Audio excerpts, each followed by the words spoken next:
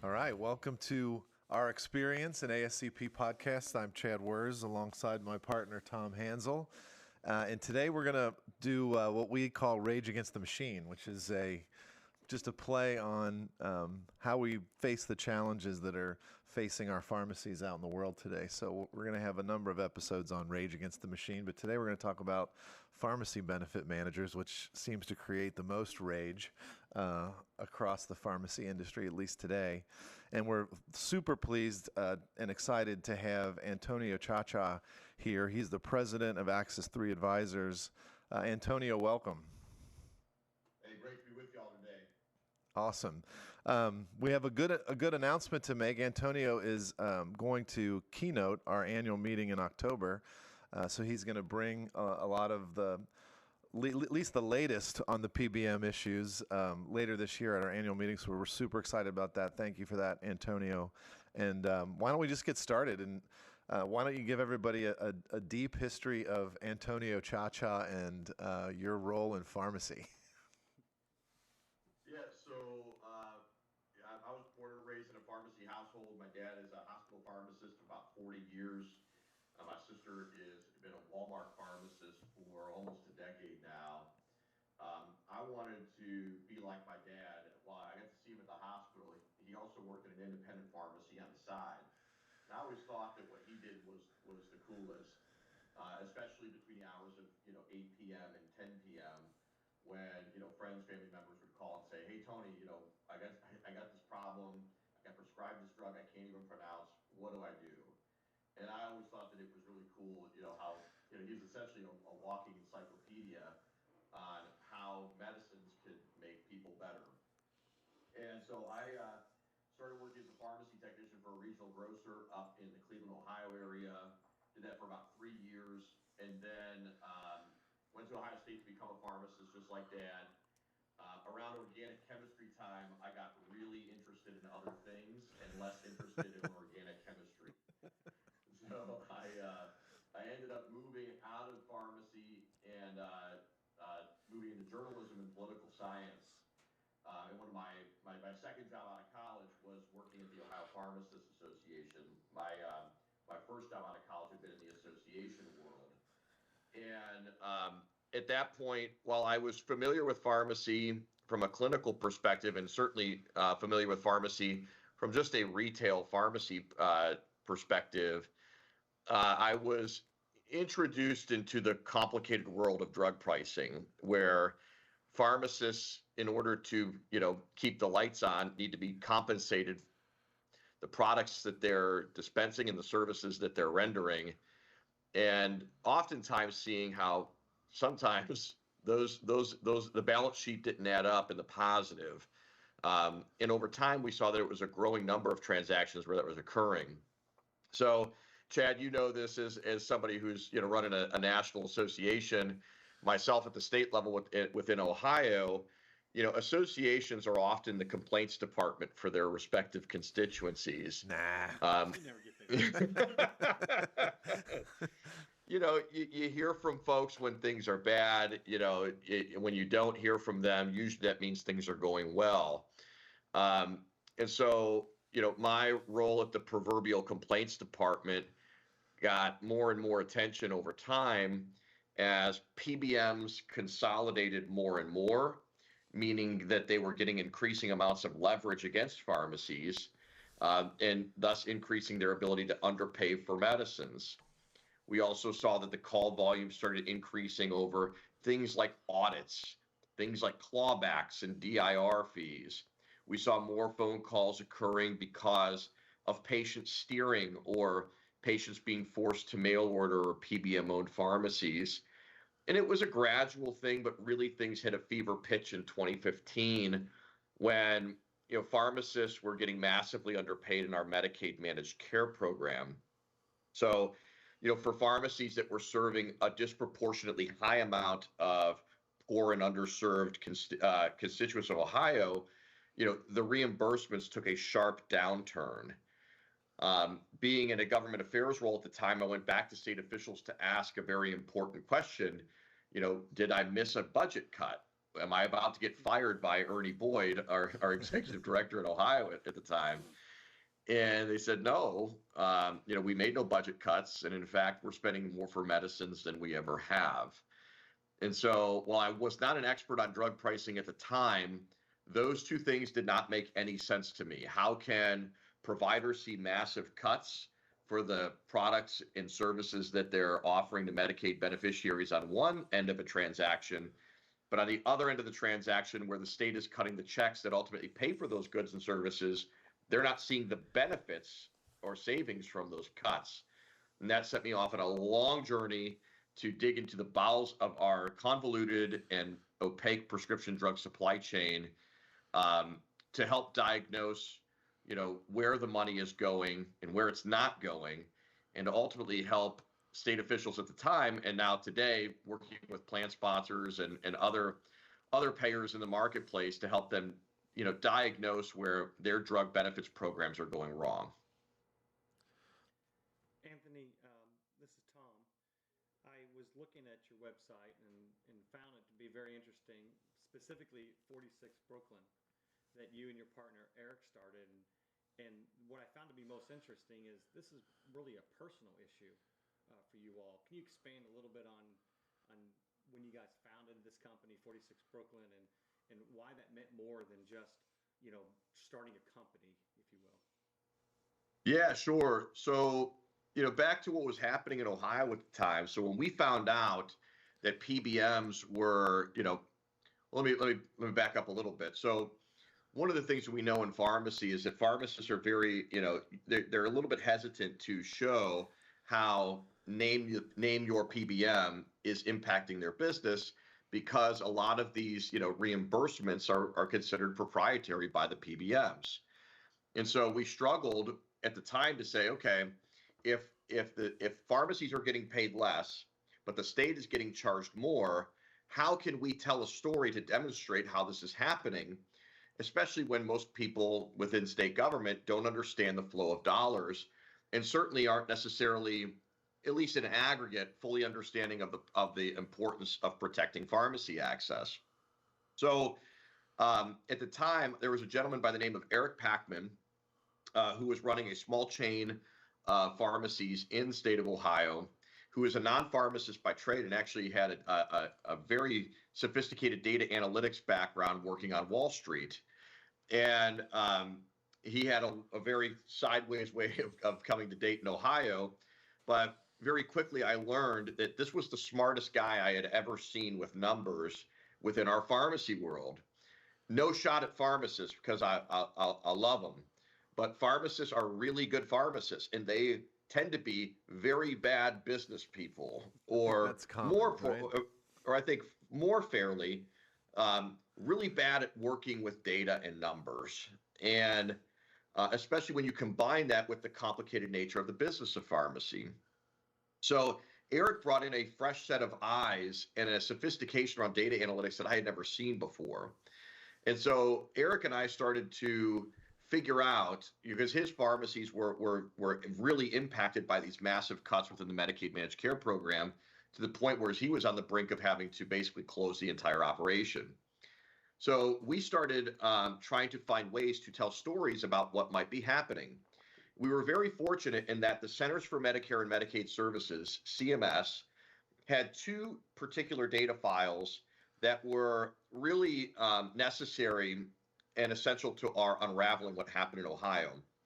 The first was National Average Drug Acquisition Cost, or NADAC, which is a survey benchmark conducted by CMS, conducted by Myers and Stouffer, a CPA firm on behalf of CMS, where they ask all retail pharmacies, they say, what did you pay to put the drugs on the shelf?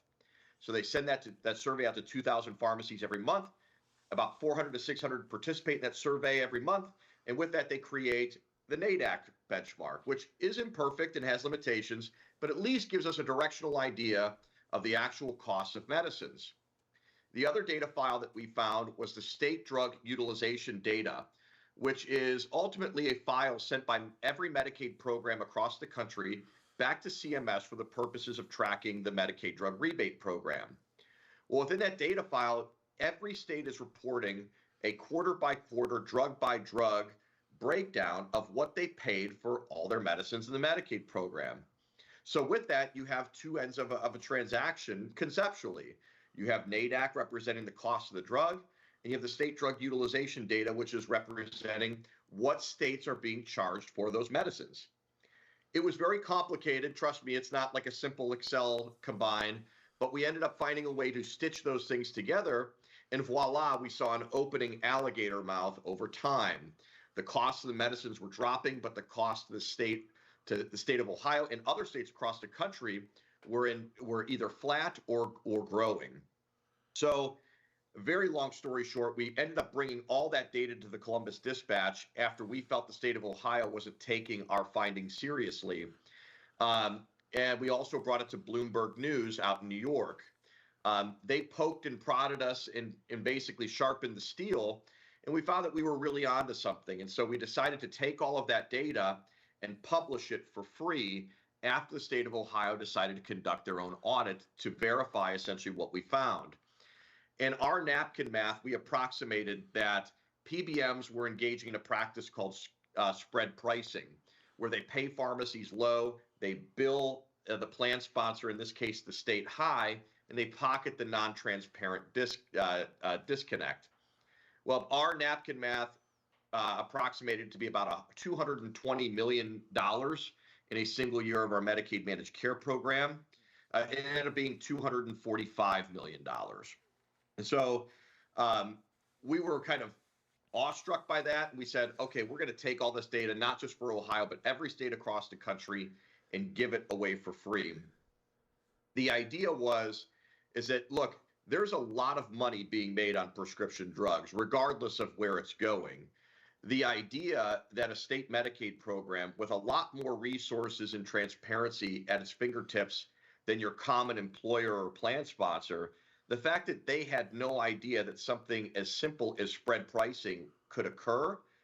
I mean, they in their mind, it was $0, and it ended up being $245 million in just a single year. And so we said, I threw on my journalist cap and said, this is a big story, and let's start leveraging this data for a better good, right? Let's start showing people how the drug supply chain works, where the money is going, and how incentives are driving behavior. It started by trying to give away this data and help folks figure out how spread pricing was impacting their states, but it quickly snowballed into a greater cause of saying, let's take all publicly available data. And if it's not publicly available data, what if we get proprietary data and perform derivative works that protect the proprietary nature of some data sets, but do whatever we can to give away drug pricing data for free, such that the public can have a better understanding of how the system works, such that lawmakers and media can have shortcuts to have a better understanding of how the system works, but to really try to minimize the what I would just call the hard on-ramp into the drug pricing world, because the more complicated it becomes, the more inaccessible it is, the more unlikely it is that reporters and lawmakers and investigators go down this rabbit hole, because it's a very inefficient process. I mean, that's amazing. That's an amazing story. I'm so happy that you got distracted from organic chemistry. It wasn't going to end well for me anyway, trust me.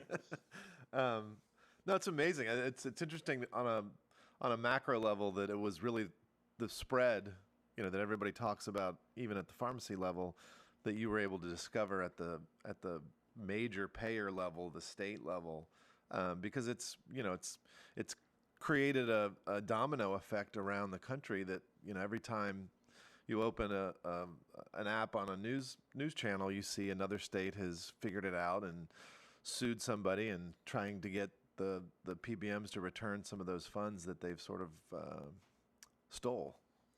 So I think what you might be saying, Antonio, is that PBMs might be in it a little bit for themselves. I'm just going to go on a limb here. That their focus is not really about patient care or about what's in the best interest of our country. We all know the stats where PBMs were doing $2 million or whatever in DIR fees back in 2010, and now that's in the multiple billions and billions of dollars of the past 10 years. And this is, they've flown under the radar, if you will, for everyone outside of pharmacy. Can I ask, from your opinion, from your research and knowledge, how did we get here? As pharmacists in the industry that's been focused on patient care, but obviously had to make a profit to do what we do, and PBMs are taking so much of that profit as the middleman. How do you believe that we got here as an industry? Well, let's say, greed has been the greatest motivator, dating all the way back to the creation of the first medicines. And greed, I don't even mean to say it in a negative context, but let's just be totally honest. Like in the end, and I realize a lot of your members and constituents are going to be more on the long-term care side, but this will be applicable. So how do we typically refer to pharmacies in the old school sense, right? We talk about them as retail pharmacies. That was, the kind of the original house with which pharmacists lived under. And so what were retail pharmacies? Well, we think of them as pharmacies, but let's focus on the first part of that, which is retail. And what do we know about retail? Retail is when we walk into a clothing store or a grocery store and we buy something with our wallets or our purses. And so in retail transactions, even today, we're dealing with companies that are ultimately publicly traded often. And even if they're not, let's just trust that their incentives are to make more money and hopefully make more money the next quarter relative to this quarter. And that's not universal. Certainly independent proprietors who aren't publicly traded have greater flexibility. And certainly in the pharmacy context, we are talking about professionals who have ethical obligations to the care of patients. But let's just take all of that to the side and let's be really unfair and let's say all business is motivated by money. Well, the reason that Kroger or Giant Eagle or fill in the blank grocery store doesn't charge us $100 for a gallon of milk is because we as consumers won't stand for it. We won't buy that gallon of milk for $100. We will either go to a different grocery store that's giving us a better price, or if milk is just unilaterally too expensive, we will forego milk altogether and we will opt for apple juice, orange juice, almond milk, whatever that is, right? So our power as consumers is putting pressure on retailers to provide goods and services at a reasonable price. That grocery store is obviously not milking the cow. So there's an entire distribution channel that goes all the way before that milk becomes a gallon sitting in the refrigerator at your grocery store. So at the end of the day, the Kroger and Giant Eagle want to make sure that whatever they're putting in that refrigerator reflects the incentives of a consumer willing to buy it. And that has a trickle-down effect to the wholesaler with which they're buying it from, the farm with which it's milking the cow, and so on and so on. Our power as consumers historically is making sure that prices for anything end up being reasonable. Back to the medicine world and pharmacy, over time, pharmacies realized that they could take some liberties with prices. Wholesalers realized that they could take some liberty with prices. And manufacturers especially started to realize that they could take greater liberties with prices since they were making medicines that were literally life or death for patients. So understandably so, we started to say, man, maybe it's not okay if a patient can't afford their medicine. And so that brought about drug coverage. It started with the United Auto Workers back in the 60s. They had the benefits card. And all of a sudden, that was the first instance where we started buying medicines with other people's money. And over time, as our wallets and purses, even though they are the initiation point of where the money it comes from, the money that flows into the drug channel ultimately now originates at the PBM level from a product perspective. So as a result, PBMs were brought in to facilitate that transaction. But over time, we said to the PBM, well, might you be interested in negotiating this transaction on our behalf? And so conceptually, let's just pretend that drug makers and wholesalers and pharmacies combined started to take liberties with the prices of medicines. PBMs were brought in to act as a helpful and necessary friction against one end of the drug supply chain that left to its own devices would love to charge as much as the market would bear on life-saving medicines, which that's a pretty good mandate for them. So PBMs were, I would argue, started off in a very, very aligned way, but things started to change. PBMs started opening their own mail order pharmacies. PBMs got exemptions to the federal anti-kickback statute that allowed them to be compensated by drug makers in exchange for preferential treatment and coverage decisions. PBMs started opening their own mail order pharmacies, or I'm sorry, their specialty pharmacies, retail pharmacies, long-term care pharmacies. Today, they're actually acquiring physician practices, and they're also publicly traded, which means that the very same issue that we ran into with the other layers of the drug supply chain, we now have with these intermediaries as well. PBMs are by no means the only evil within the marketplace, and evil is probably a harsh word, but recognize that the entire drug distribution channel lives to make more money, and PBMs were supposed to counteract that incentive, but instead have become another mouth to feed and have poured gasoline on the very fire that they were hired to control. That's a great example, a great analogy of what's going on. So recently, since the election in November, the Republicans have taken over the House of Representatives, and a lot of the activity, the first part of this cycle, has been on PBMs. They've had a number of hearings. ASCP had their fly-in, congressional fly-in, and we were able to speak to Buddy Carter, who, as a pharmacist in Congress, is one of the leaders of looking at this issue at a federal level. And he had this to say about where he sees this issue going.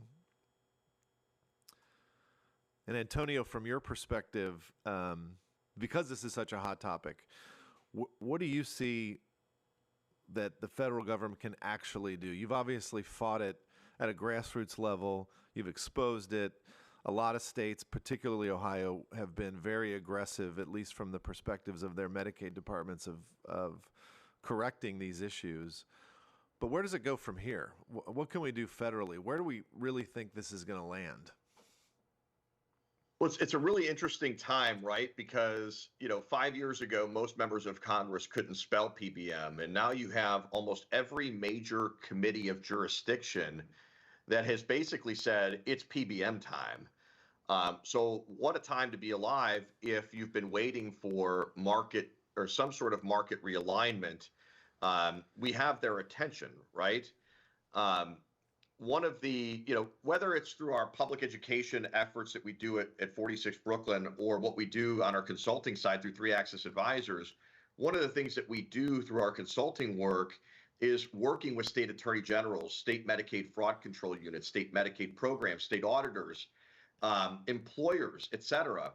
One of the things that we've seen as one of the biggest barriers to realigning marketplace incentives is PBM's unwillingness to share an itemized receipt for the supposed value that they're creating for their clients.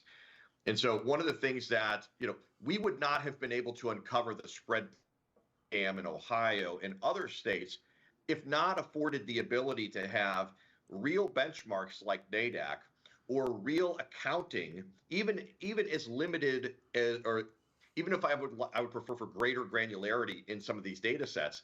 NADAC and state drug utilization data provides a directional opportunity to diagnose where a growing fat was building within the drug transaction. So when I look at how we can eliminate some of these problems and not just look at spread pricing, one of the things that we're looking at today is how PBMs are engaging in massive amounts of patient steering. Are they engaging in steering because there's $10 to be made? Absolutely not. They're engaging in steering because they are both the price setter and the price taker, thanks to vertical integration. So at the PBM level, they get to set the reimbursement rates for particular transactions, but then within the pharmacies they own, they can obviously benefit from the setting of those reimbursement rates.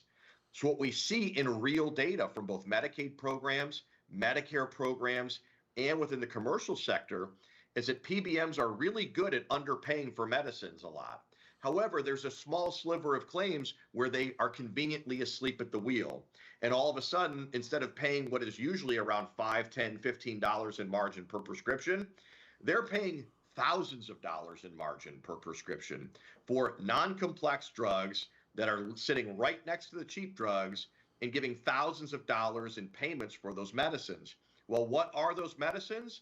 They're typically designated as specialty drugs, and they have a tremendous amount of latitude to force or either nudge or incent a patient to get those medicines filled within the pharmacies they own. We cannot diagnose those problems and those poor incentives and conflicts if we don't have a proper accounting for what we bought and where we bought it from. So one of the things that I think is one of the greatest opportunities from a congressional perspective, it's seemingly so simple, right? But what's the joke at a CVS pharmacy, right? You walk in and you buy a stick of gum at the front end of the store, and you get a receipt that's a mile long. You spend $1 billion in drug spend with them, and they're going to fight over giving you an itemized receipt over what they did for you. To me, transparency has become the great equalizer in this marketplace. And I know there's a lot of proposals that seek to prohibit spread pricing and effective rate clawbacks. There's push for moving to NADAC or benchmark-based pricing models. There's movement for trying to fix DIR. I know that they, quote, move DIR to point of sale, but there's still massive problems with how DIR is being conducted today. There's proposals to share rebates at point of sale. There's push to limit the incentives of steering. And all of these things can be beneficial to realign the incentives of the marketplace and make PBMs, truly act in a more fiduciary-like role. But they still miss, I think, the underlying issue is that the PBMs have vertically integrated to the point where you can't just impact them at the PBM level anymore. And you can't necessarily change the fact that they're publicly traded companies that make money through arbitrage and sleight of hand anymore. So really, you have to get back to this original foundational issue, which is demanding an itemized accounting for what they're doing and how they're doing it. To me, that's the best opportunity for reform. So I sat through part of a hearing on this, and I was actually encouraged by the fact that this is not a partisan issue. This is a bipartisan issue. The Democrats were as aggressive as the Republicans and vice versa in their questioning and arguably attacking of the issue. But do we, it's hard to put faith in Congress for just about anything. So do we really think we can get there? And I don't want to put you on the spot, but, put your prognosticator hat on.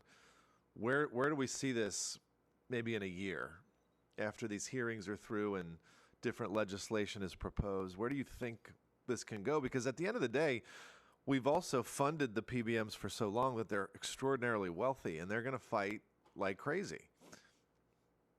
Yeah, and as we saw just this past week, this isn't just PBMs fighting anymore. It's now the health plans that are now involved in the fight, since they are one and the same, right? So it's not just going after PBMs. We're going after large vertically integrated healthcare enterprises that are Fortune 15 companies at this point and have a ton to lose. They're going to fight with everything they've got.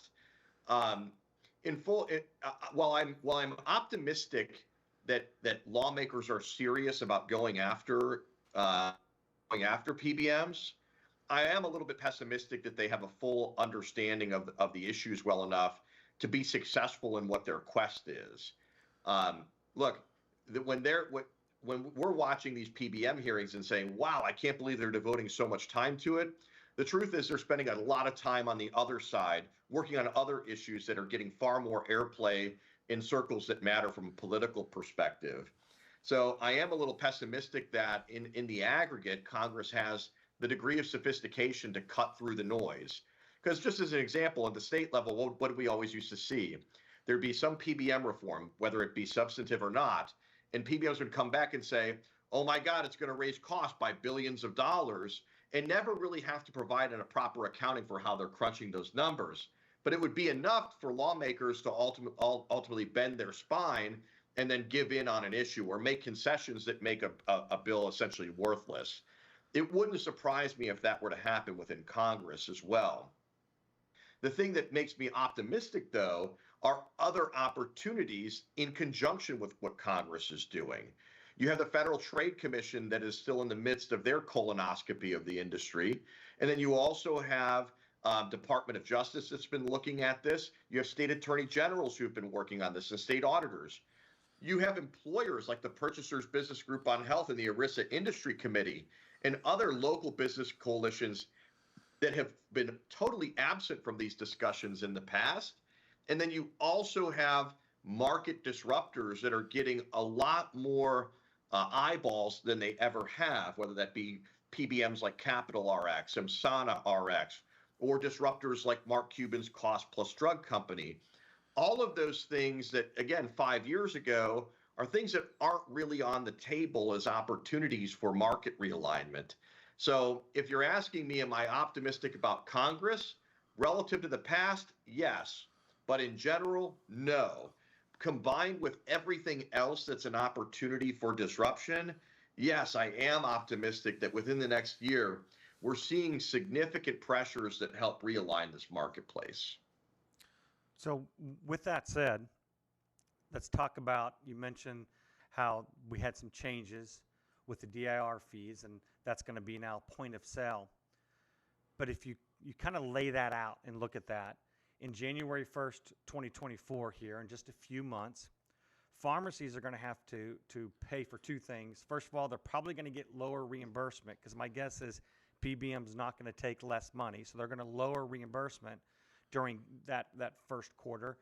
But they're also going to have to pay for the Q4 DIR fee. So pharmacies are going to get double hit for at least 1 to 2 quarters.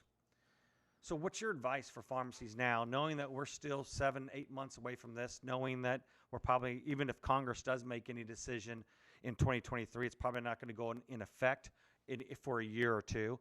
But this is something that pharmacies are going to have to deal with come January 1st, and they're going to have that double whammy. Without question. And in the meantime, we're seeing all these effective rate reconciliations and clawbacks that are hitting in the commercial sector, and those amounts are growing as well over time. So yeah, I mean, look, January 1 is a crossroads without question. My advice to pharmacies is that you need to make sure that you are stockpiling cash as best you can. Don't go liberal on the Christmas bonuses, unfortunately, for your staff. Make sure that you're not necessarily making renovations to the pharmacy or in making major investments towards the end of this year unless you feel like you've properly accommodated for the surprise bill that you're going to get on January 1 and the months that are going to be thereafter. Remember, your wholesalers still expect that you're going to pay your bills on time. Remember that your staff is going to expect that you still pay them what they're being paid at least today. You need to prepare as if you're going to get a massive shock and not necessarily the typical cash on hand in order to handle that. So financial planning is a huge issue as we run into the end of the year and into 2024. Kind of along those lines, Antonio, just sort of coming to the end of this has been a fantastic dive into the issue. What else can pharmacists do? Our members want to help. They don't want you to stand alone as a soldier for us. What else can they do to influence this? Whether that's talking to their politicians or other activities, what can they do? First and foremost, I obviously I'm on an association podcast here, but I can't understate this enough. Associations aren't supported enough, whether that be the national or a state level, or hell, even a local level. Associations are your best mechanism to make sure that you have your ear to the ground, and ultimately you have somebody that's working on your behalf to ensure that these things are being done, what need to be done at the federal level. And that's not just pharmacy associations, really whatever it is that you find to be of importance. It is really, really crucial to make the right investments to support the things that you ultimately rely upon for change in this world. Beyond that, pharmacists, I think, historically have done a really bad job communicating their value proposition to the patient and the overall healthcare delivery system. That's the fault of all of us, associations and independent and individual pharmacists alike. In general, I've always called pharmacists the Rodney Dangerfield of healthcare. It's absolutely insane to me that pharmacists today in 2023, after everything that has happened with the pandemic and the evolution of this profession, the fact that they are not recognized providers within CMS code is an absolute tragedy, in my opinion. And it's it's taken unbelievably too long to get even just the small wins at the state level to move the ball in that regard. But that lack of success is multifaceted, right? But it ultimately comes back to a lack of understanding of the value proposition that pharmacists offer to the system. Always, always, always make sure that the things that you might view as kind of part of your daily work and not necessarily, all that relevant from an external perspective. Remember that your typical member of the public think that pharmacists just take pills out of one bottle, move them into another one, and slap a label on it. That's obviously way, way, way, way underselling the value of the profession. But I think that the pharmacists need to do a better job communicating what it is that makes them unique and valuable within the healthcare delivery system. At which point, I think lawmakers and others look to pharmacists as something worth protecting to a degree, but also investing in to a degree. Lastly, the thing that I would say is pharmacists in general, and I'm being unfair because I know some really loud and obnoxious pharmacists in a good way, but pharmacists in general are introverted and quiet. And I think pharmacists have been historically, especially in the PBM conversation, a little bit fearful of retaliation and things for speaking out. I'll refer you back to your professional charges as pharmacists to ultimately stand for the well-being of the patient. And if there are bad things happening in the business of pharmacy, whether that be PBMs, insurance companies, or hell, even your own pharmacy and the logo that you work underneath, it is really important to speak out about things that ultimately are impacting the patient in a negative way. The time for complacency and quietness has long passed, and pharmacy is at a really, really important, critical juncture for change. And the last thing that you would want is for quietness and timidness to allow others to dictate change for you. And so my counsel to pharmacists is that, if you see things that are wrong within your profession, make sure that you are calling them out and elevating those issues to people who can ultimately do things about them. That's awesome. Certainly. Well, thanks, Antonio. I certainly appreciate you being on the show. It is extraordinarily important for our profession, for our members.